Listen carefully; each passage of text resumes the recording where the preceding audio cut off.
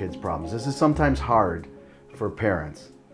What do you mean by don't fix your kids' problems, and why is that good advice? Well, I think we can say, like in the sports thing, is the parents who, one, maybe want to coach because then they have a little bit of control of how that dynamic works with their kids. It could also be if you don't like something or the position that your kids, that you are going and, talking to coaches and things like that, instead of teaching your kids to ask the question why. So I remember my son didn't get a part in the play, and he was very upset and, was distraught. And it's disappointing, right? I really encourage and use the resiliency tool of like teaching him of, let's role play how you can go and talk to that person and say, I understand I didn't get this part. I completely understand. Obviously, so-and-so was better.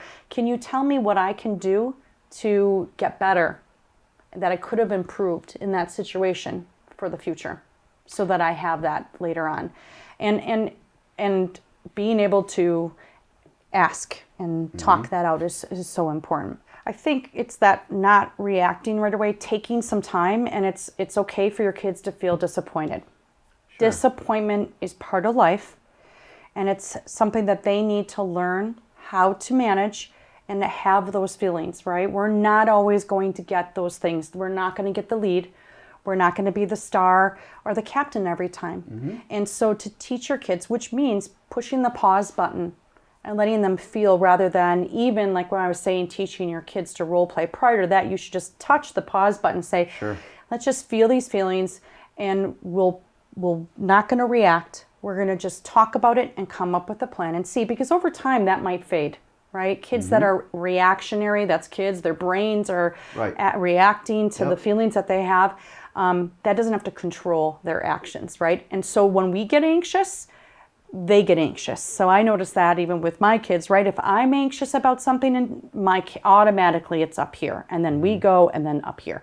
Teachers will describe that too. If their classroom is kind of, going crazy, and then they're anxious, everyone kind of goes up. Then you're up here on this level, and nothing gets resolved. Because when you're up here and you're so reactionary, that's not going to lead to good results. And so taking the time to let your kids feel that disappointment, that's part of life.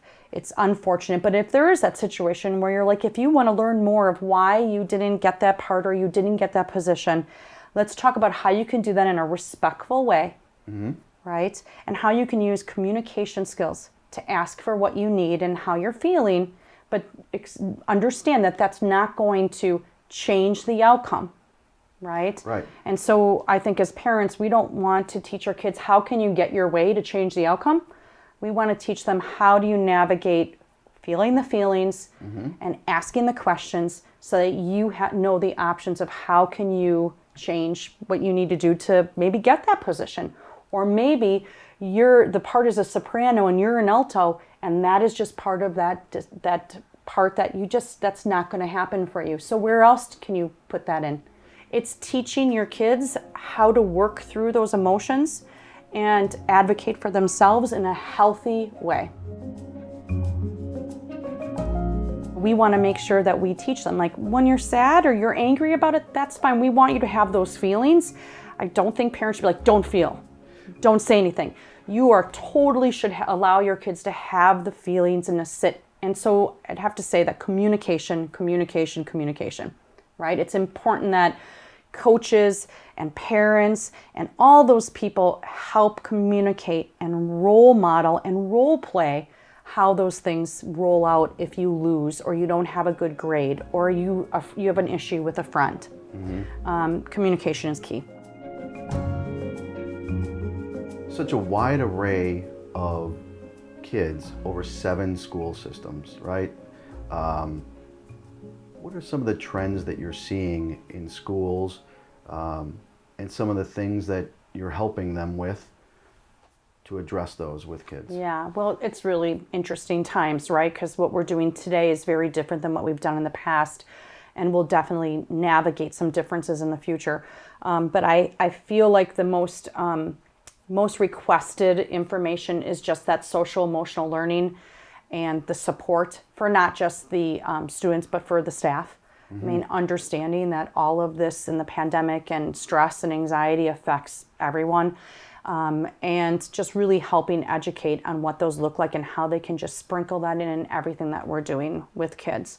As far as services, going in and providing that support to the families and providing access. And that's the most important part with us being in the schools, besides helping the staff and the school districts be able to work with social emotional learning and the mental health concerns and issues, whether it be anxiety, depression, substance use.